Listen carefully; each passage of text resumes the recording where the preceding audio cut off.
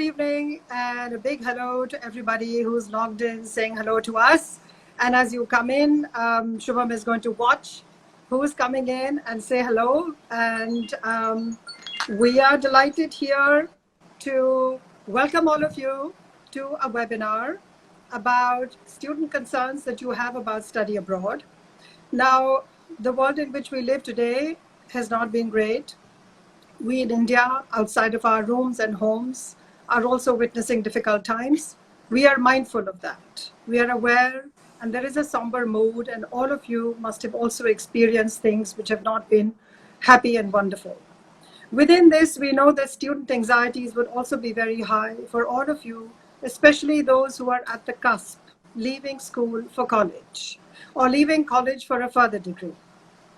Just a couple of hours ago, I posted on LinkedIn, and this is just what I was saying. I said that it's been hard for everybody around. For those students who are at the brink of changing to the next stage of their lives, it's harder still. There are all kinds of questions about travel bans, about admission, about fall intake, spring intake, which university is going to waiver, will give you a waiver. And I just read a post just now from LinkedIn about York University being very kind. There have been articles recently which are telling us that universities in the US have also prevailed on the government to do things that will make it easier for students to go there. So this is a scenario that we are mindful of. We know that these are your concerns. And therefore, this webinar today is meant to address some of those concerns, both for families and for students, because obviously it's your families who are so involved in making those decisions for you.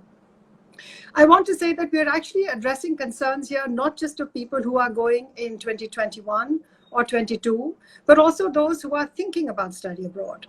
I am Dr. Mehna Chawla Singh. I have been a professor for many years at Delhi University, but for the last 9 years, I've been in the US. I've been teaching. I've been faculty at Georgetown University, at American University. I've taught in Israel. I've been a guest speaker at Cornell, at Yale, at Oxford, and many other such places where my research has been discussed. I come from the perspective of having seen many of these applications that you sent. And very often the dean or the admissions office would say, why don't you take a look at this and tell us what this school is like, how the student appears, and so on and so forth. So I come to you from that perspective to be able to say to you that study abroad does something very fundamentally important in making you global citizens. There are, it's a family decision, I understand that, but I'm speaking as an educator.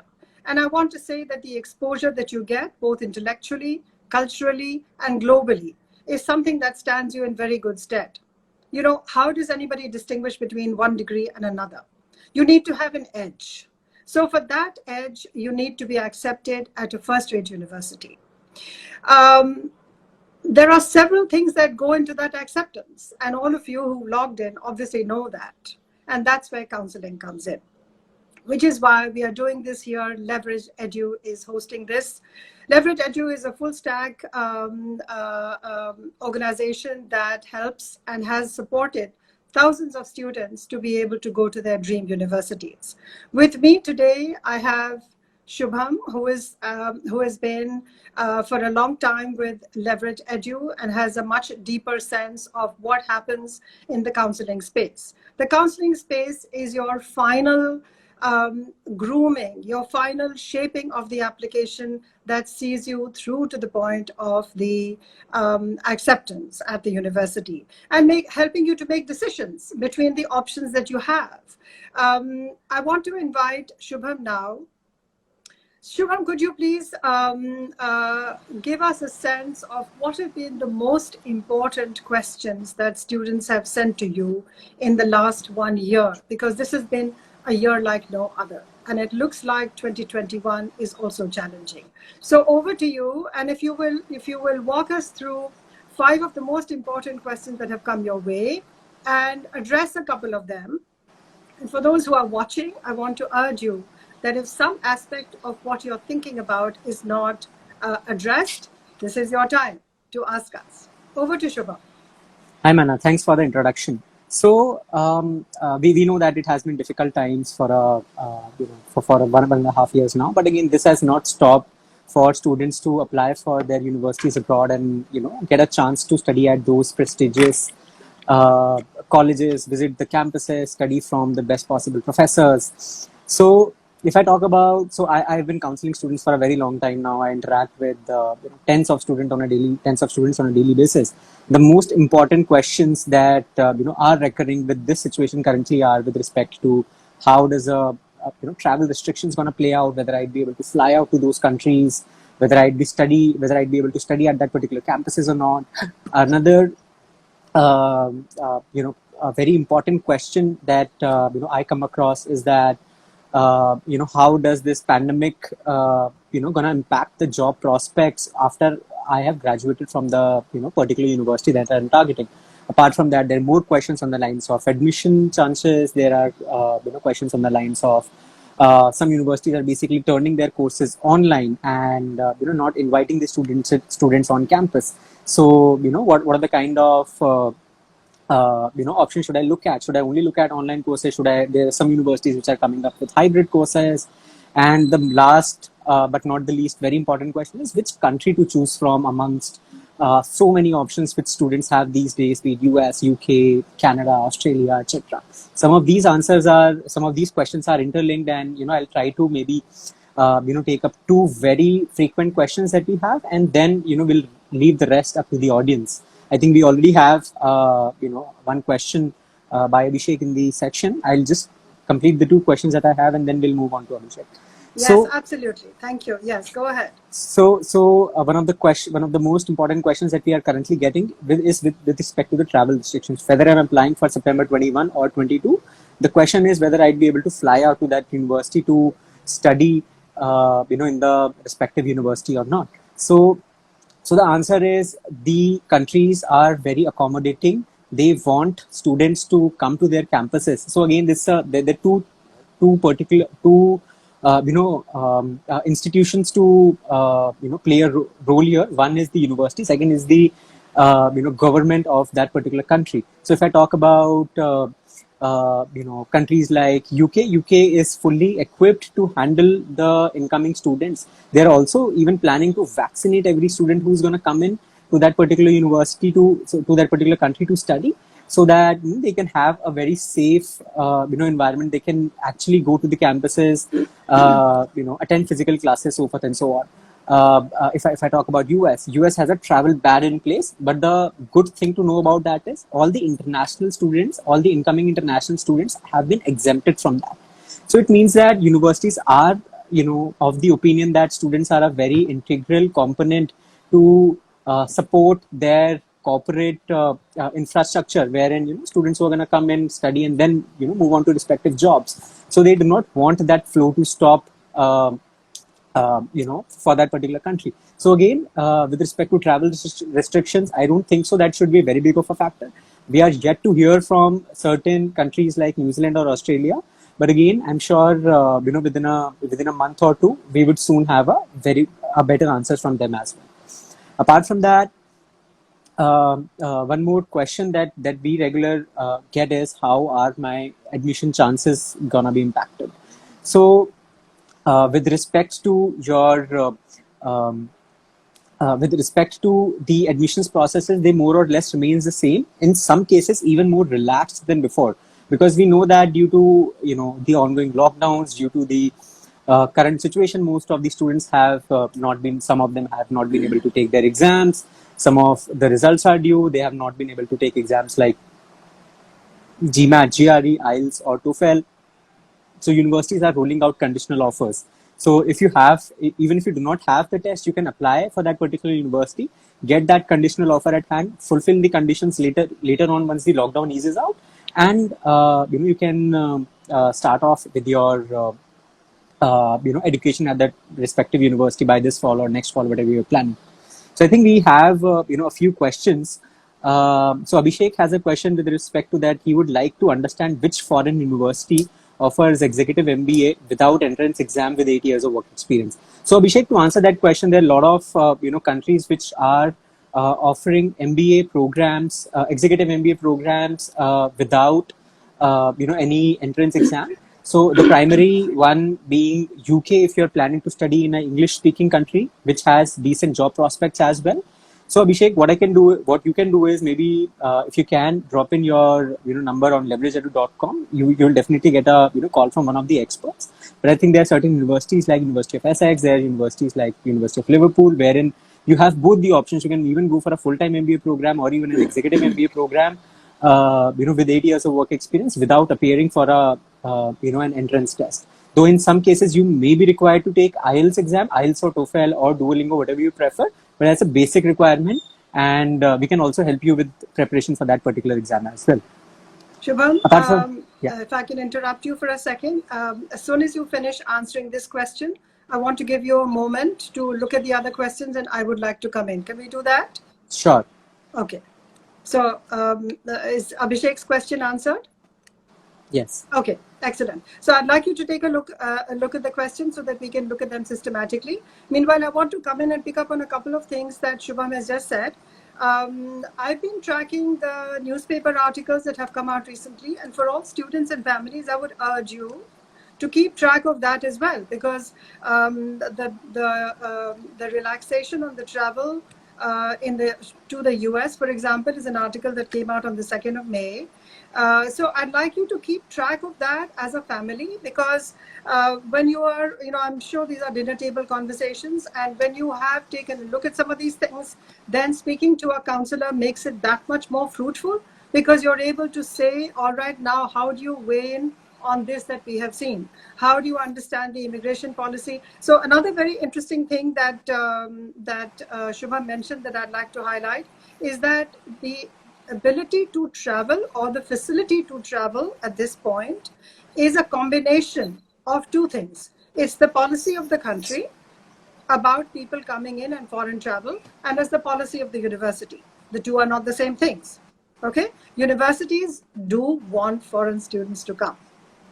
And let's be candid about this. A lot of their revenue comes from foreign students. So universities are going to be more accommodating, and they might then put pressure on their state, but the state may or may not agree. So there are two sides to it, and you need to keep looking at what's happening and pose those questions to be able to get the best options about what is going to happen.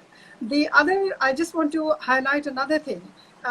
Is that if you are in the process of already having some counseling, don't hesitate to write to the university at this point. Explain the scenario.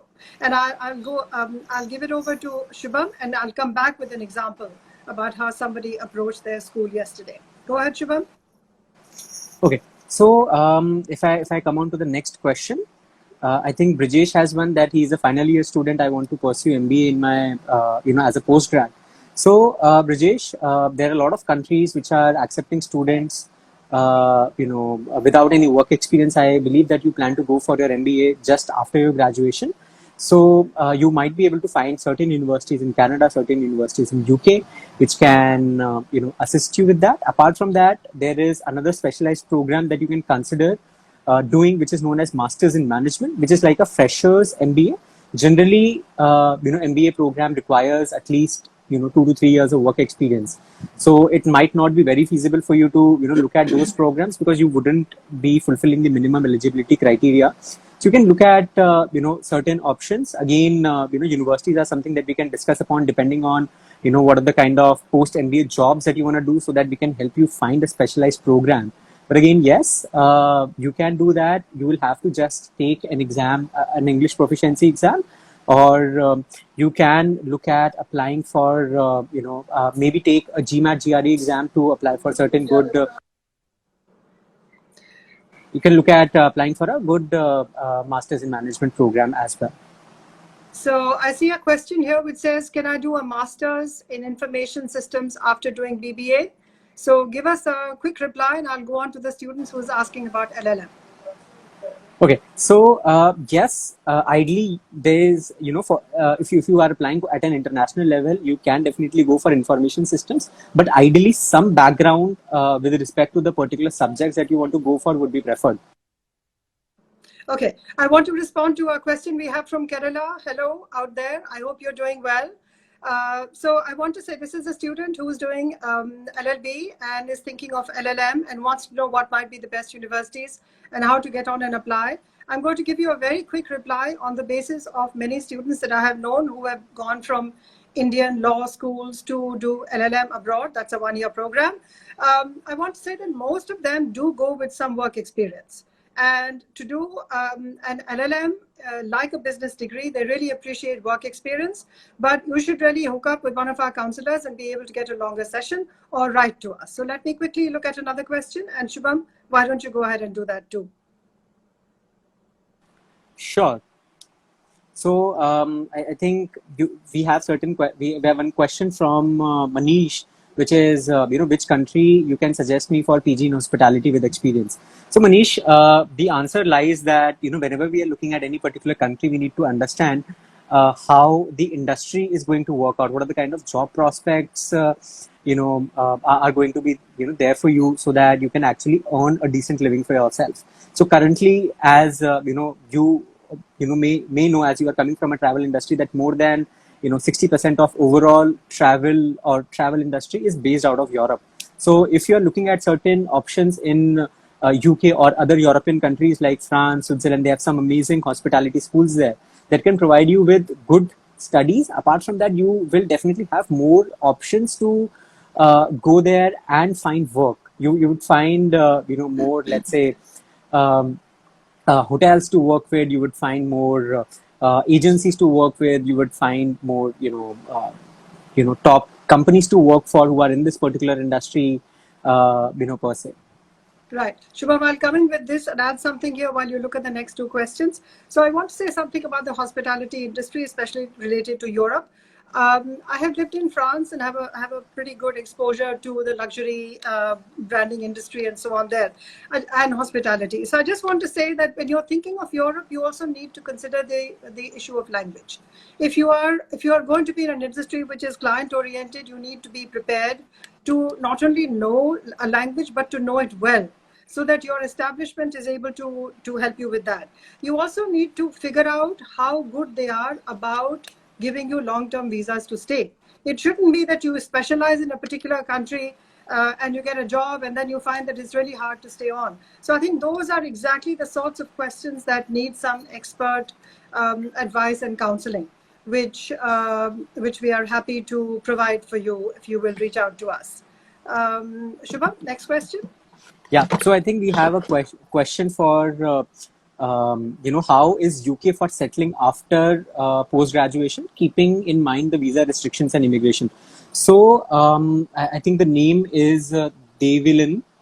So I think UK is currently one of the most friendly options for you to go and settle with respect to, after doing a PG program. Currently, UK offers a 2 years of post-study stay back, irrespective of the, course that you're doing.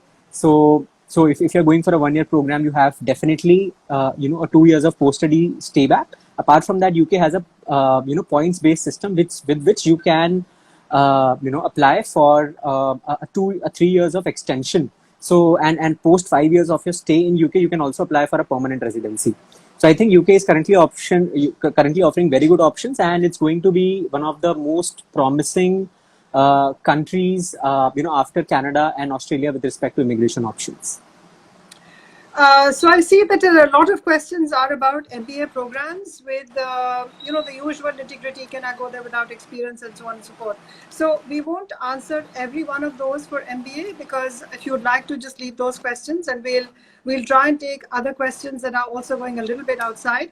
One of them, and this person is obviously very eager to ask the question because they've repeated it, ma'am, to repeat, they've written, saying that, do you also help with PhD applications? And I'm like, why not?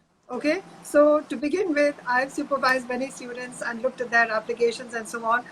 It doesn't mean that I'm reaching out to you through the screen to say I'm going to do it, but yes, reach out to us at Leverage and we will look at your PhD program. You've written something after that PhD saying, do you also help with PhD, MRes? I'm going to let you explain that when you reach out to us. Okay. So Shubham, would you like to take a couple more questions? And guys, Yes. I have to say thank you. I thought Shubham and I will be chatting for a while, but this is like a barrage. And if I'm not able to respond to every one of those questions, let me get you into a secret, because your questions are coming in white font over my screen. So I'm having to scroll and peer over them. So I'm looking forward to your questions later on as well, but we'll try and do what we can. Over to you, Shubham. Yeah, so I think we have another question from Jay, which is after Bachelor's of Pharmacy, which courses are suitable for me and which country is good?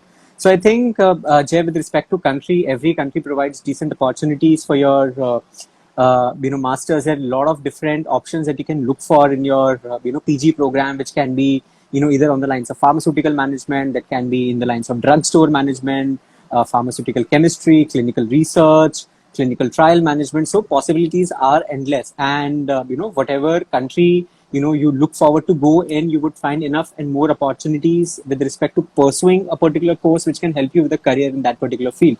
So more, we just have to go one step back and understand what is something that I want to do for a living, and accordingly go forward and choosing a particular master's degree program for ourselves.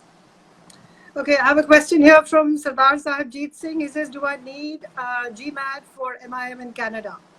Do you have a quick answer, or do we need to call him Yes. in? So there are Okay. certain courses which do not accept. So basically, wherein you can apply without a GMAT score as well, and there are certain options which requires a mandatory GMAT score.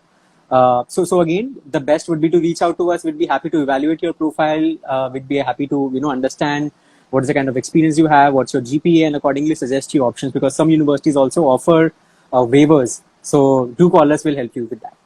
And there's a question from Deva that says, what can I do after BTech in computer science? Oh my God, there's many things you can do with that BTech.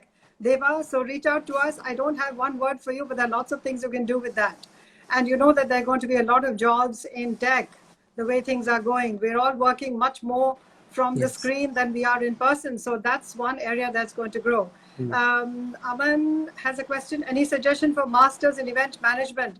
Absolutely. You need to come and we need to talk about what there is. Offhand, I don't know that I can suggest any particular program. What do you think? Shubham, anything that you can suggest? For which course? Sorry? Event management, bhai. Okay. So again, I think, possibilities, again are, very broad for this particular course. You can find options in, any country. There are a lot of good courses in event management. If you have a particular specialization or, a knack for doing, a particular kind of work, I think you can definitely find your specialization as well for that particular course. So Ashok Ibrahim, yes. I'm picking up this question because I think it's a question that many people are going to ask and be concerned about. He says, effect of COVID on full-time work opportunities during and post the study period, and he's put a bracket there, Canada. So, Shubham, I think let's spend a minute or two talking about the importance of checking that. And I'm deliberately slowing down in our speech. And guys, my audience, we are so excited that we've started speaking really fast. And we are doing that because your questions keep coming and you can't imagine how fun it is to read them. But I think we should slow down because we're sounding like we're chasing something. We should do that. Anyway, so I want to say that looking at possibilities of employability afterwards is an incredibly important part of choosing destinations. Shubham, please add whatever you'd like to this. Yes. So I think the question can be divided across two parts. One, during the time of your study, and second, post your studies. So if I, talk about the former question, in that every country is supportive with respect to part-time options, because, they may understand that, earning some amount, or basically, earning something to take care of your living expenses can be a little tedious. So, you are allowed to work in most countries anywhere between 15 to 25 hours a week. And, you can anywhere earn, if I talk particularly about Canada, I think you can easily earn anywhere around $10 to $12 per hour by doing part-time work with a limitation of around 20 hours per week. Apart from that, full-time work opportunities, I think, abundance jobs are available. You have to look at the kind of skill set that you currently have and what are the kind of, PG that you're going forward for, and accordingly look at jobs. If I talk about certain universities and colleges that you would be looking at, every university has a career development cell wherein you would be assigned a career coach who would be helping you find right options for you and connecting you with the industry. And if you come to Leverage Edu, you definitely get a chance to interact with 2000 plus mentors, that we already have on our platform from more than 27 countries. So, that is something that is just a call away. Okay, more questions about MBA, and I'm just going to ask you to come back to us with that so that we can diversify our questions. Okay, looks like a lot of things for hospitality. Now, I want us to spend a couple of minutes talking about that because, as you know, travel and hospitality has taken a very severe blow. Okay, when you have lockdowns in places like Paris and Switzerland and so on and so forth, what's going to happen? And then you have travel bans and so on and so forth. So what should you do about that? Now, that is something else that maybe it's time to diversify and add some more certification to your degree in hospitality so that you can actually exhibit a skill set which has a value addition, not just to be the usual hospitality professional. Shubham, any thoughts on that? So I think with this particular aspect of industry, the industries are slowly opening up. It's very well known that industries are impacted, and it was not a very great situation. But considering that like in India is one of the latter countries wherein COVID has impacted, and certain regions in US, Canada, Europe, they're opening up travel, they're opening up options for people to move. So this is definitely going to result in more job opportunities as well as we move to a COVID free economy. But again, it'll take some time. But if you're, let's say, if you're a current student and if you're looking for going for a postgraduate program now, even if you go in September 21 and complete your program in September 22 and look out job opportunities at that particular time, and I think that would be a very great time for students to look out at job opportunities, because by that time the impact of the thing that we're facing now would have been would be very, very minimal. Right. So there's a question here from Anil Gowda who says, I want to know some of the best schools for masters in sports management abroad and jobs after that. So let's think of a couple and then we'll move on to the next question. Okay, so if you look at masters in sports management, there's a one school that pops up my head, which is known as AISTS. Where this is a school where you would find in your class you would find a lot of Olympians actually studying alongside you, and it provides great opportunities in sports management. Apart from that, there are certain very good schools like University of Liverpool. There is the University of there's University of Florida in US, which are providing a very great sports management program. But again, this is something that we need to do a deep dive in. Understand what's the kind of sport that you play, what's the kind of industry that you're going to get in. Let's say if you're looking forward to get into maybe something on the lines of cricket, then you'll have to look at maybe Asian, European countries. If you're looking at certain westernized sports and make a specialization in that, then then we'll have to look at geographies accordingly. So there's no definite answer until and unless we know about your profile in and out. Right. So I want to take a moment to gauge our audience interest in what are the kinds of things that we can do for them going forward. So I'm going to throw out a couple of things that you might be interested in, and if you will tell us in the chat box what are some of the areas that you're interested in. So what you send should not be a whole sentence. I want to know, are you interested in a session on choosing geographical destinations, on exploring immigration prospects to different countries, on perfecting your application process, on learning to build networks? So I want you to, Shubham, can you think of a few such topics and we'll just throw them out? And I want the audience to just tell us so that we can plan our next session and the ones after that accordingly.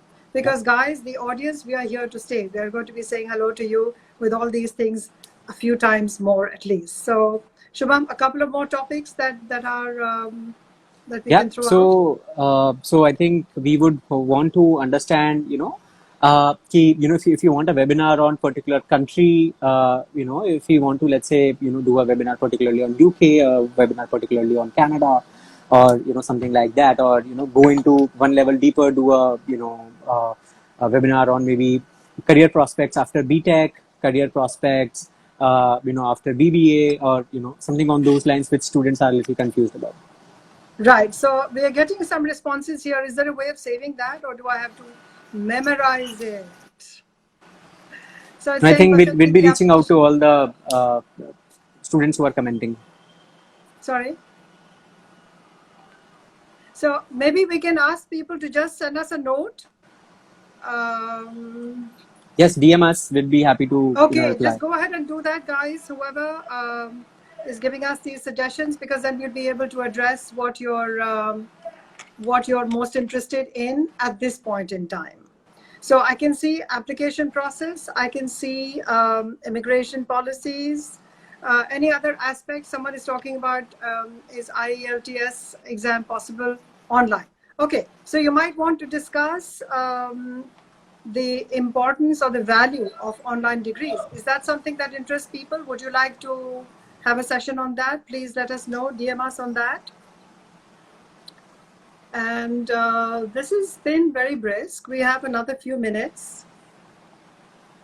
So I would like this feedback. So it's going to help us to come back and keep our conversation brisk like it has been today. We have already planned one session, the next one that we're going to see you for, which is on the 18th. On the 18th, same place.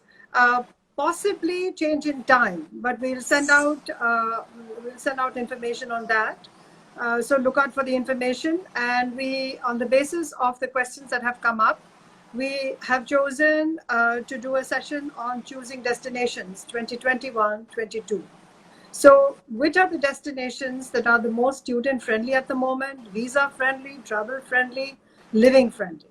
So this is going to be our next session.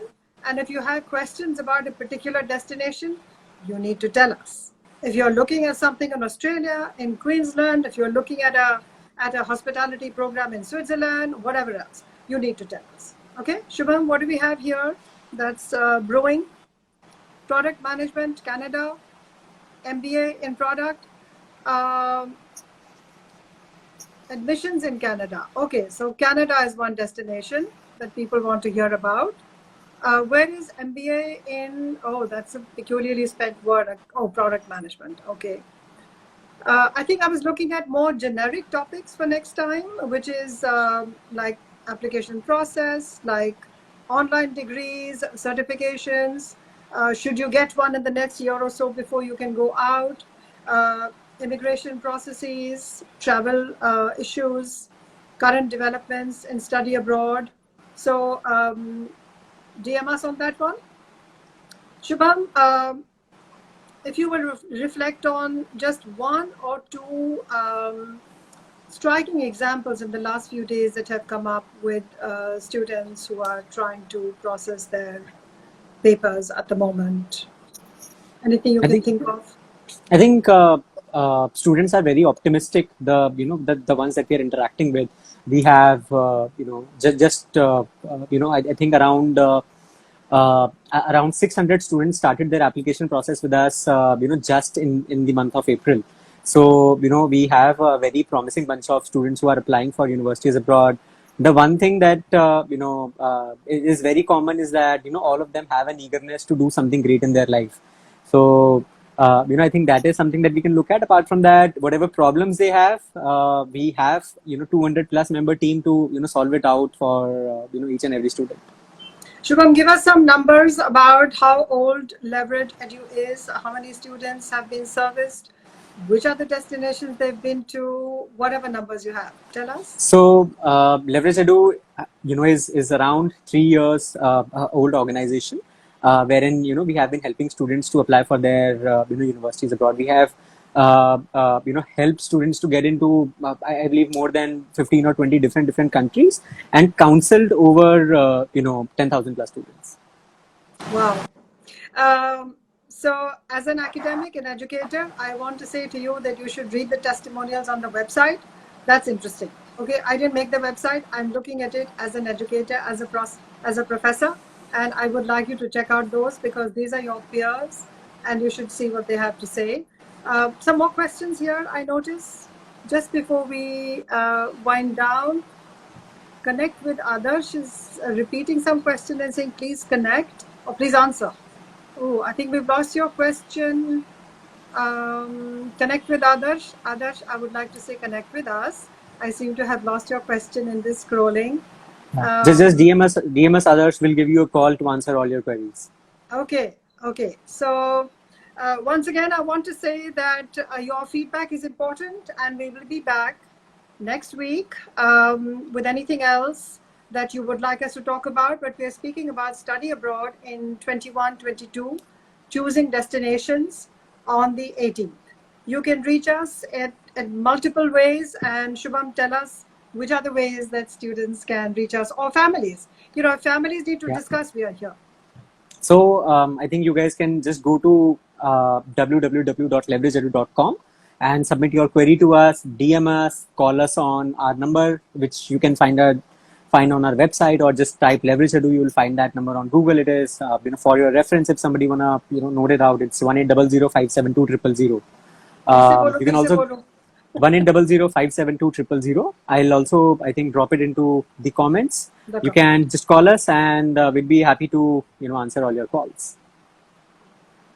Okay, so you can look out for Shubham, and you can look out for me and my posts on LinkedIn, or if you need to know who I am, you can check out my profile. My name is Mehna Chawla Singh.